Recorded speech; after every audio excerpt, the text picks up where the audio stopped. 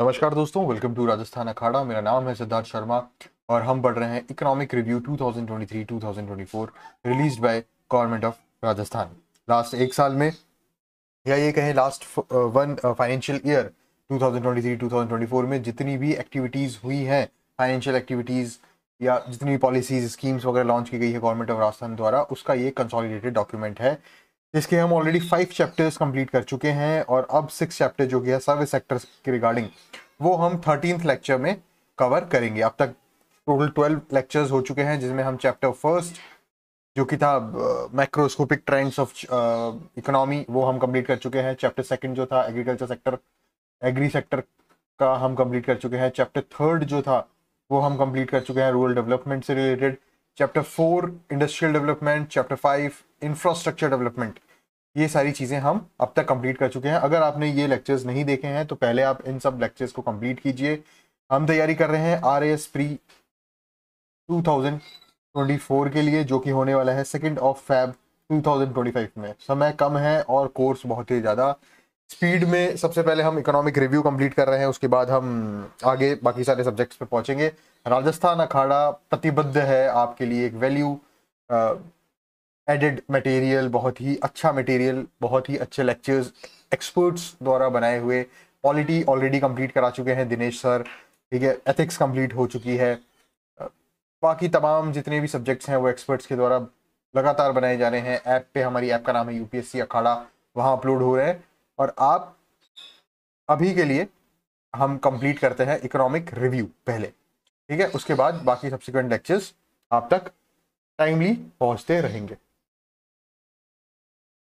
बात करें service sector की तो सर्विस सेक्टर में कौन कौन सी एक्टिविटीज आती है उसके बारे में पहले बात कर लेते हैं। सर्विस सेक्टर इंक्लूड करता है ट्रेड को, ठीक है, hotels and restaurants,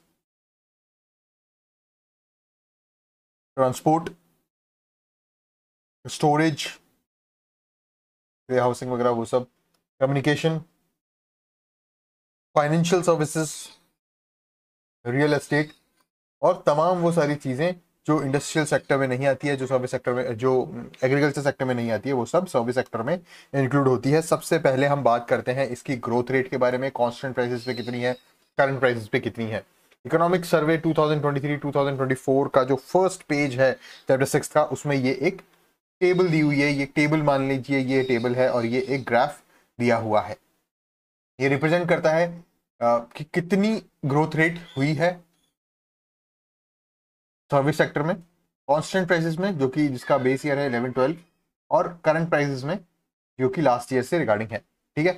current prices की सबसे पहले कांस्टेंट प्राइसेस की बात कर लीजिए। कांस्टेंट प्राइसेस में 6.37% की ग्रोथ यहां पर देखी गई जो कि 11-12 का बेस ईयर था, ठीक है। करंट प्राइसेस की बात की जाए तो ग्रोथ रेट थी 11.26%। ये दो आंकड़े जो हैं ये बहुत ज्यादा इंपॉर्टेंट है सर्विस सेक्टर को लेकर, ये आपको याद होने ही होने चाहिए। सीधा सीधा क्वेश्चन बनता है, what is the growth rate of service sector according to constant prices. उसका आंसर हो जाएगा 6.37%। What is the growth rate of current prices, answer हो जाएगा 11.26%, ठीक है। इससे पहले ऑलरेडी मैं, ये कौन सा था, सर्विस सेक्टर। इससे पहले मैं इंडस्ट्रियल सेक्टर के बारे में आपको बता चुका हूँ। इंडस्ट्रियल सेक्टर में या तो आपको याद हो तो आप कमेंट्स में बता सकते हैं, नहीं तो मैं आपको बताता हुआ चल रहा हूँ, ठीक है। कांस्टेंट प्राइसेस में कितनी ग्रोथ रेट थी इंडस्ट्रियल सेक्टर में, 12.43%। और करंट प्राइसेस में हमेशा आपको पता होगा कांस्टेंट प्राइसेस से ज्यादा रहती है प्राइसेस, तो सॉरी ग्रोथ, ये नंबर्स जो भी हैं वो यहाँ ज्यादा रहते हैं, ठीक है। ये कांस्टेंट की बात कर रहे हैं हम और ये करंट की बात कर रहे हैं, करंट प्राइसेस में ग्रोथ, ठीक है। इंडस्ट्रियल सेक्टर में 12.43% था और कांस्टेंट प्राइसेस में था 15.06%। 15.06% करंट प्राइसेस, कांस्टेंट प्राइसेस में 12.43%। अब बात करते हैं एग्रीकल्चर सेक्टर की।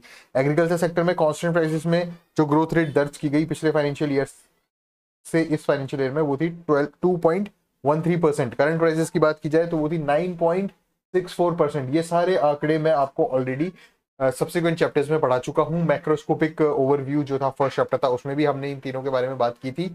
और अभी जो हम पढ़ रहे हैं रिलेवेंट चैप्टर्स एग्रीकल्चर से रिलेटेड या इंडस्ट्री से रिलेटेड या सर्विस सेक्टर से रिलेटेड, उसमें भी हम इस बारे में बात कर चुके हैं, ठीक है। टोटल तीनों सेक्टर की ओवरऑल ग्रोथ रेट की बात की जाए, ठीक है, तो वो है 8 कांस्टेंट प्राइसेस में 8.03% और करंट प्राइसेस में 12.56%। आप इस स्क्रीन का, ये बहुत ज़्यादा इंपॉर्टेंट स्क्रीन है, 8 नंबर्स मैंने आपको यहाँ बता दिए हैं और लगभग लगभग ग्रोथ रेट से रिलेटेड सब कुछ यहाँ पे कवर हो चुका है। इसके आप स्क्रीनशॉट लीजिए, नोट्स में भी मैं इसको इंक्लूड करूंगा बेशक, लेकिन ये बहुत इंपॉर्टेंट फैक्ट्स यहाँ पर है कि ऑल ओवर राजस्थान सारे सेक्टर्स का मिलाकर इकोनॉमी ने कांस्टेंट प्राइसेस में ग्रोथ की है 8.03%, करंट प्राइसेस में ग्रोथ की है 12.56%। एग्रीकल्चर सेक्टर ने कांस्टेंट प्राइसेस में ग्रोथ की है 2.13% और करंट प्राइसेस में ग्रोथ रेट हुई है 9.64%। इंडस्ट्रियल सेक्टर में कांस्टेंट प्राइसेस में ग्रोथ रेट हुई है 12.43% और करंट प्राइसेस में ग्रोथ रेट हुई है 15.06%। सर्विस सेक्टर में कांस्टेंट प्राइसेस में ग्रोथ रेट हुई है 6.37%, जिसके बारे में हम अभी पढ़ रहे हैं, और करंट प्राइसेस में ग्रोथ रेट हुई है 11.26%। ठीक है, इसके अलावा अगर बात की जाए तो ग्रॉस वैल्यू एडेड की बात की जाती है। ग्रॉस स्टेट वैल्यू एडेड में सर्विस सेक्टर का कितना योगदान है, ये मान लीजिए पूरी इकोनॉमी है। ठीक है, इसमें से 3 सेक्टर हमने डिवाइड कर दिए। ये तो हो गया एग्रीकल्चर सेक्टर, ये हो गया इंडस्ट्रियल सेक्टर और ये हो गया सर्विसेज सेक्टर। सर्विसेज सेक्टर में कितना योगदान है पूरी इकोनॉमी में, तो वो है 45.07%। 45.07%। एग्रीकल्चर सेक्टर की बात की जाए तो एग्रीकल्चर सेक्टर का योगदान, यहाँ पर हम अभी सर्विस सेक्टर के बारे में पढ़ रहे हैं।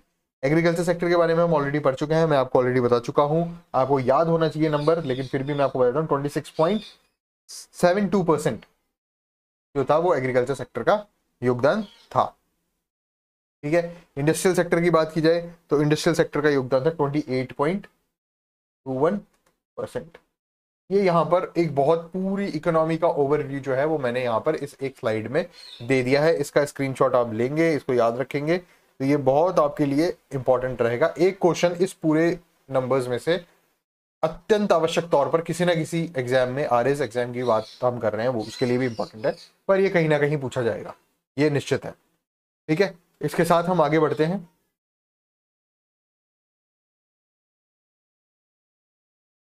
हम यहाँ बात कर रहे हैं राजस्थान स्टेट के लार्जेस्ट सेक्टर के बारे में। ठीक है, और ये हमेशा हर फाइनेंशियल ईयर में यही लार्जेस्ट सेक्टर उभर के आ रहा है काफ़ी समय से। ठीक है, 2023-2024 में भी यही रहा, जैसा कि मैं आपको ऑलरेडी बता चुका हूँ कि करंट प्राइसेस में जो इसका ग्रॉस स्टेट वैल्यू एडेड रही है सर्विस सेक्टर की, वो रही है 45.07%।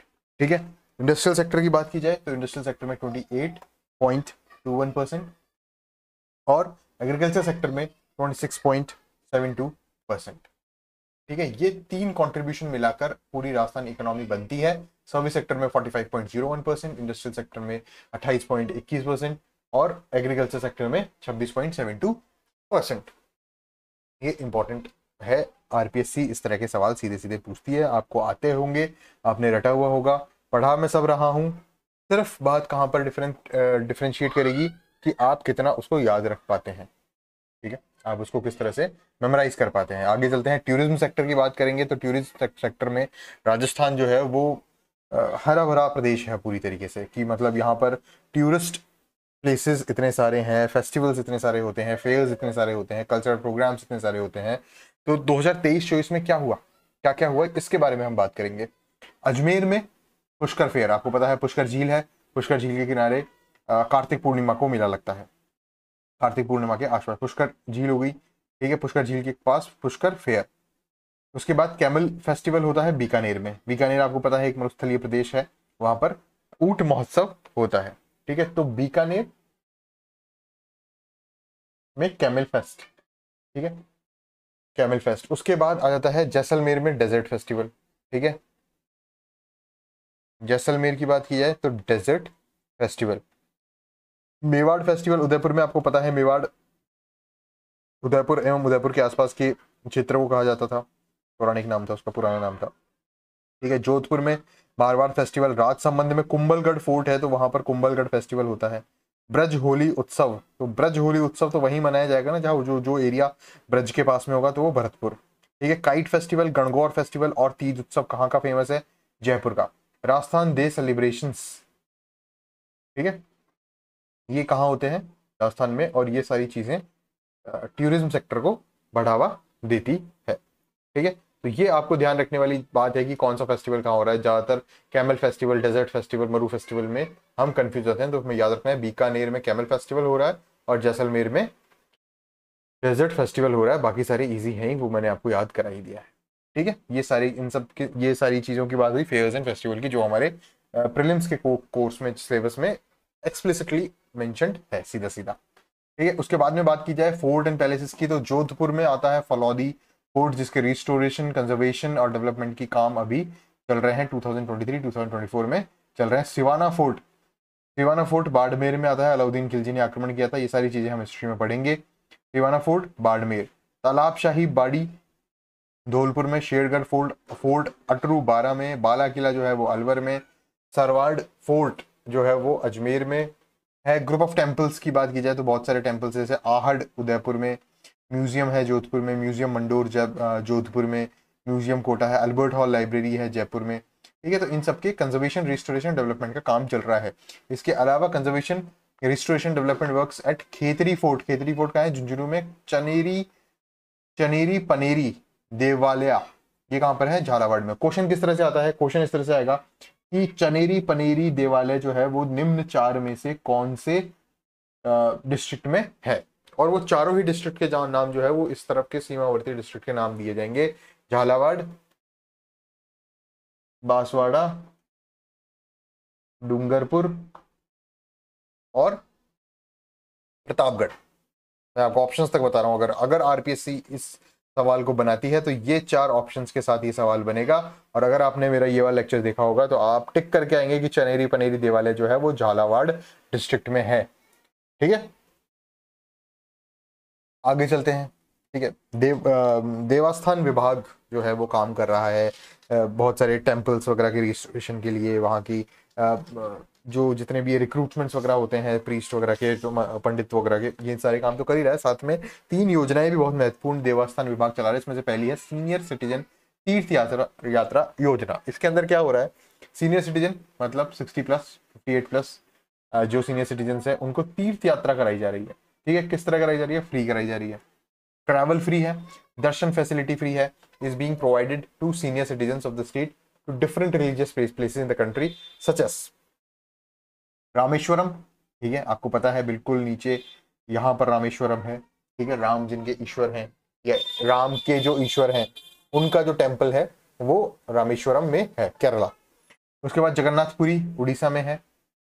पुरी जगन्नाथ टेम्पल जो है उड़ीसा के पुरी स्थान पर है। वैष्णो देवी जम्मू में, शिरडी साईं बाबा महाराष्ट्र, द्वारिकापुरी, तिरुपति, कामाख्या मंदिर जो है वो उड़ीसा में है। ठीक है, उड़ीसा असम में है कामाख्या मंदिर। उज्जैन मध्य प्रदेश, वाराणसी यूपी, अमृतसर श्रवण बेलागोला, समेद शिखर, ठीक है, जैनिज्म का ये इंपॉर्टेंट वो है, बिहार शरीफ गया। तो अब आप यहाँ पर ये देखेंगे कि यहाँ पर किसी एक धर्म से रिलेटेड टेम्पल्स नहीं है। जैसे रामेश्वरम हो गया, वैष्णो देवी हो गया, शिरडी अलग एक पंथ है। ठीक है, उसके बाद वाराणसी जो है वो मशहूर है टेम्पल, शिव टेम्पल के लिए। Ujjain, Amritsar golden temple. ठीक है, श्रवण बेलागोला जो है वो जैनिज्म से रिलेटेड है, समेत शिखर जैनिज्म से रिलेटेड है।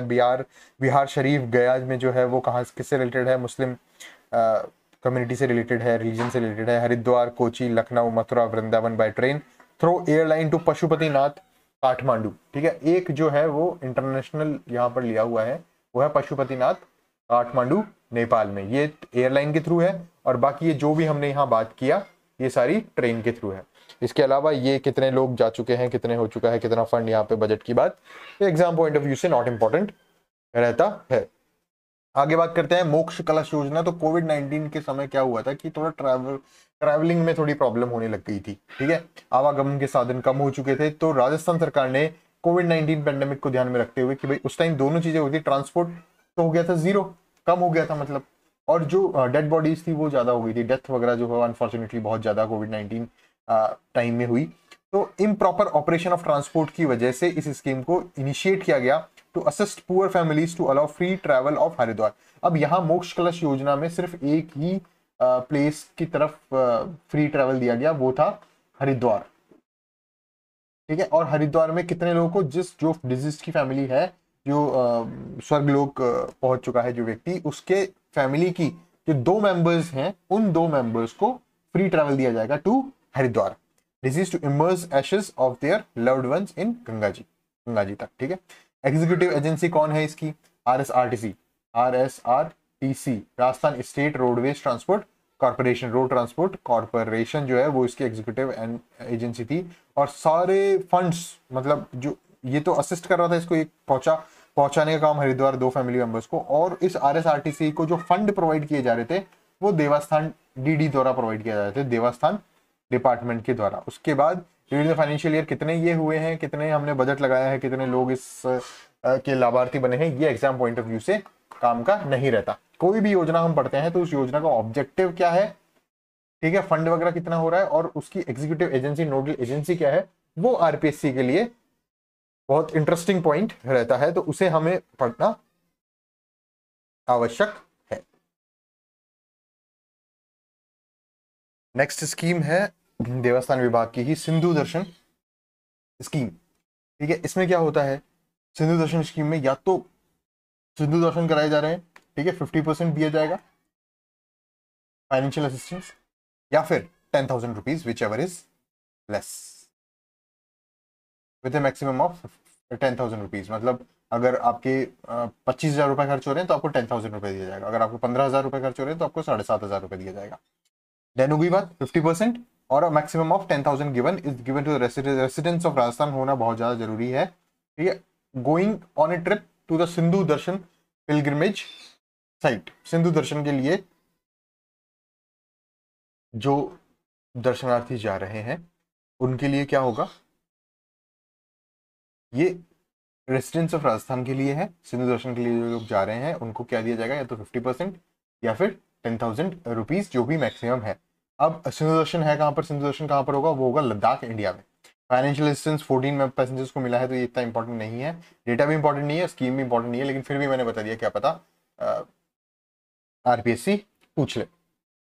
आगे हम बात करते हैं, अब स्टैंड अप इंडिया स्कीम के बारे में बात करेंगे। ये किसके अंडर में आता है, सर्विस सेक्टर के अंडर में ही आता है, लेकिन ये किस बारे में बात हो गई, ये बात हो गई फाइनेंशियल सेक्टर के बारे में बात होगी। अभी तक हम टूरिज्म सेक्टर की बात कर रहे थे, सब सेक्टर जो है सर्विस सेक्टर के अंदर ही। ठीक है, अब इस स्टैंड अप इंडिया स्कीम क्या है, ये एंटरप्रेन्योरशिप प्रमोट कर रहा है कि आपको ज्यादा से ज्यादा स्टार्टअप्स डेवलप करने हैं या इंडस्ट्रीज वगैरह इंस्टॉल करनी है, वो सारी चीजें करनी है, तो ये एंटरप्रेन्योरशिप को क्या कर रहा है, प्रमोट कर रहा है। अब ये सिर्फ एक पर्टिकुलर ग्रुप ऑफ पीपल में ही कर रहा है, जो या तो एससी हो या एसटी हो या विमेन एंटरप्रेन्योर्स हो।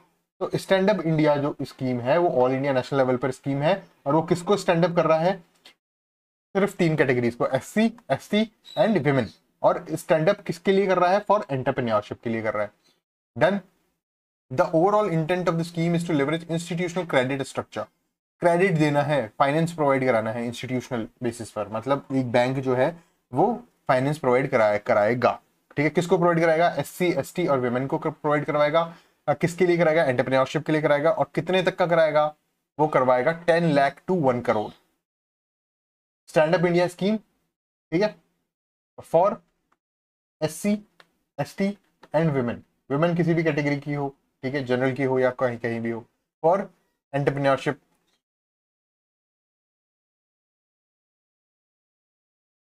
डन। क्या प्रोवाइड किया जाएगा, क्रेडिट। कितने तक का क्रेडिट प्रोवाइड किया जाएगा, 10 लाख से लेकर 1 करोड़ तक का, 1 CR तक का। रिपेबल कब तक होगा, वो उसका रिपेमेंट पीरियड कितना है, 7 years। और ये ग्रीन फील्ड एंटरप्राइजेस के लिए होगा, ये यहां लिखा हुआ है ग्रीन फील्ड एंटरप्राइजेस। ये मैं आपको बताऊंगा ग्रीन फील्ड एंटरप्राइजेस क्या क्या होती है। In non farm sector, farm जो एग्रीकल्चर सेक्टर है उसके अलावा जो नॉन फार्म सेक्टर है उसके लिए ही दिया जाएगा। किसको दिया जाएगा, एससी, एसटी, वुमेन को। ग्रीन फील्ड एंटरप्राइजेस क्या होती है, एंटरप्राइजेस 2 तरह की होती है, एक होता है ग्रीन फील्ड, एक होता है brown field. And brown field क्या होता है, फॉर एग्जाम्पल ये एक प्लॉट है, इस प्लॉट पे आपने एक फैक्ट्री लगाई, बिल्कुल उसकी नींव भी आपने डाली है, उसका लेआउट प्लान भी आपने किया है, बिल्डिंग भी आपने बनाई है और उसको स्टार्ट किया आपने। तो ये जो एंटरप्राइज हुई ये हुई ग्रीन फील्ड एंटरप्राइज। अब ये फैक्ट्री आज के 5 साल बाद बंद हो गई। 5 साल बाद बंद होने के बाद ये पड़ी रही, कोई ऑपरेशन मैनेजमेंट कुछ नहीं चल रहा है यहाँ पर, ठीक है, जैसे ही अगले 10 साल बाद इसको मैंने खरीद लिया आपसे, और मैंने खरीद के इसको वापस शुरू करने की कोशिश की, वापस इसका मेंटेनेंस कराया, इसका डेवलपमेंट किया और करके वापस इसको शुरू किया, इसके ऑपरेशंस मैनेजमेंट वगैरह वो सारी चीजें, तो ये सेम चीज कहलाएगी ब्राउनफील्ड। तो यहाँ पर जो पैसा दिया जा रहा है, जो क्रेडिट दिया जा रहा है, जिसको आप साथ, जो किसको दिया जाएगा, SC ST या वुमेन को दिया जाएगा, जो एंटरप्रेन्योरशिप के लिए दिया जाएगा, जो कि एक क्रेडिट है, कितना की क्रेडिट है, 10 लाख से लेकर 1 करोड़ तक का क्रेडिट है, जो आप रीपेमेंट करेंगे 7 ईयर्स तक, वो सिर्फ ग्रीनफील्ड एंटरप्राइजेस में ही काम में लिया जा सकता है, और वो भी नॉन फार्म सेक्टर के लिए। ठीक है, नोडल एजेंसी क्या है, मेन बैंक इसका क्या है, small industries development bank of India, small SIDBI। इसके लिए एक वेब पोर्टल लॉन्च किया गया है इसके रजिस्ट्रेशन वगैरह काम के लिए। तो ये सारी चीजें हमने यहाँ पढ़ी। आगे चलते हैं और क्या क्या स्कीम चल रही है फाइनेंशियल असिस्टेंस के लिए या फाइनेंशियल डेवलपमेंट के लिए, क्रेडिट वगैरह वो सारी चीजें। तो पहली चीज उसमें स्टैंड अप हमने पढ़ लिया।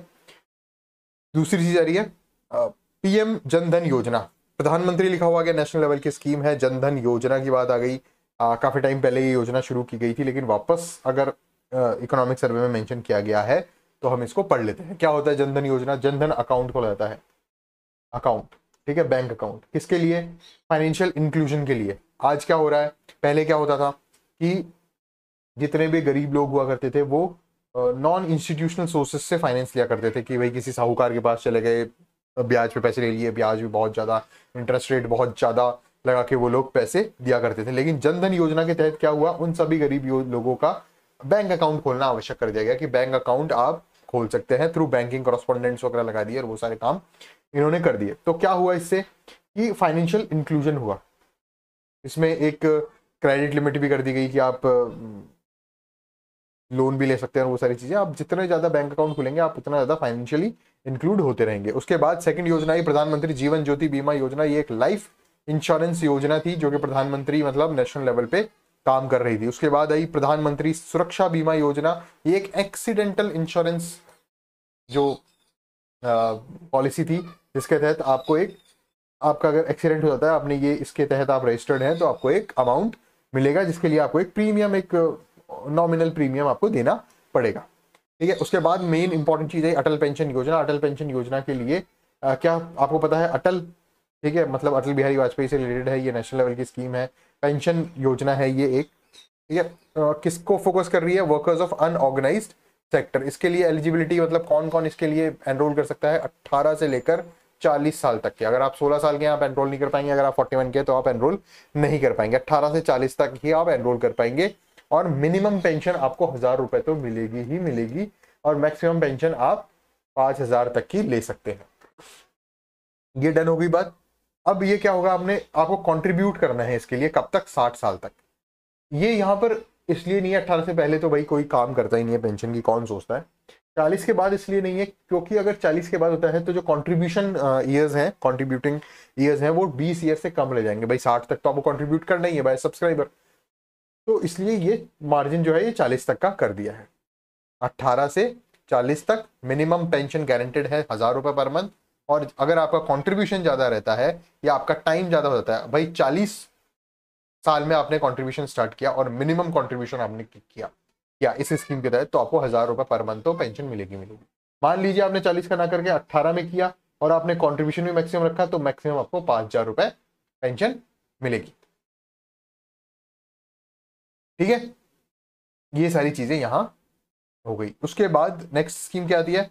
प्रधानमंत्री मुद्रा योजना। ये भी नेशनल लेवल की स्कीम है। मुद्रा योजना से क्या है कि आपको मुद्रा दी जा रही है, आपको पैसे दिए जा रहे हैं। ठीक है, बैंक देगा पैसे, नॉन बैंकिंग फाइनेंशियल कंपनी आपको पैसे देगी, माइक्रो फाइनेंस इंस्टीट्यूशंस जो है वो आपको पैसे देंगे। अब किसके लिए देंगे पैसे? पैसे आपको देंगे बिजनेस खड़ा करने के लिए। ठीक है, आपको इंडस्ट्रीज वगैरह लगाने के लिए। ये एक मतलब छोटे सेक्टर, छोटे लेवल तक के लोन्स वगैरह प्रोवाइड कराने के लिए है। और इसमें 3 कैटेगरी बनाई हुई है। पहला है शिशु, दूसरा है किशोर और तीसरा है तरुण। ठीक है, ये 3 तरह की कैटेगरीज हैं। इन 3 तरह की कैटेगरीज के अंदर में 3 तरह के अलग अलग लोन्स मिलते हैं। शिशु में छोटे लोन्स आपको दिए जाते हैं फॉर छोटे बिजनेसेस, किशोर में बड़े लोन्स दिए जाते हैं, तरुण में और बड़े लोन्स दिए जाते हैं। आपको पता होना चाहिए मुद्रा योजना जो है that is related to finance of a budget, finance of a particular company या बिजनेस या एंटरप्राइज या स्टार्टअप। अटल पेंशन योजना एक पेंशन स्कीम है। उसके ऊपर की बात की जाए तो प्रधानमंत्री सुरक्षा बीमा योजना एक एक्सीडेंटल इंश्योरेंस स्कीम है। प्रधानमंत्री जीवन ज्योति बीमा योजना एक लाइफ इंश्योरेंस स्कीम है। प्रधानमंत्री जनधन योजना के तहत बैंक में अकाउंट खोले जाते हैं। ये पुरानी चीजें हो चुकी है, लेकिन इकोनॉमिक सर्वे 2023-2024 में मेंशन थी, इसलिए मैंने आपको डिटेल में बताई। ये हमने हाफ चैप्टर जो है सर्विस सेक्टर का ये कंप्लीट कर लिया है। नेक्स्ट लेक्चर में मैं सर्विस सेक्टर को कंप्लीट कराऊंगा। रिवीजन आप कंटिन्यू जारी रखिए। जल्द ही इकोनॉमिक सर्वे के जो नोट्स हैं, detail notes with important questions, मैं टेलीग्राम चैनल पर और ऐप पर अपलोड करूंगा। टेलीग्राम चैनल राजस्थान अखाड़ा के नाम से है, ऐप हमारी जो है वो यूपीएससी अखाड़ा के नाम से, जिसको आप फोन में इंस्टॉल कर सकते हैं। कंटिन्यूअसली इकोनॉमिक सर्वे में आपको कंटिन्यू करवा रहा हूं। इसके अलावा इंपॉर्टेंट क्वेश्चंस होंगे और बाकी सारी चीजें राजस्थान अखाड़ा यूपीएससी अखाड़ा ऐप पर कंटिन्यूअसली चलती रहेगी। आज के लिए इतना ही। सर्विस सेक्टर का जो 6 चैप्टर है वो हम हाफ डन कर चुके हैं, हाफ डन हम नेक्स्ट लेक्चर में करेंगे। Thank you friends.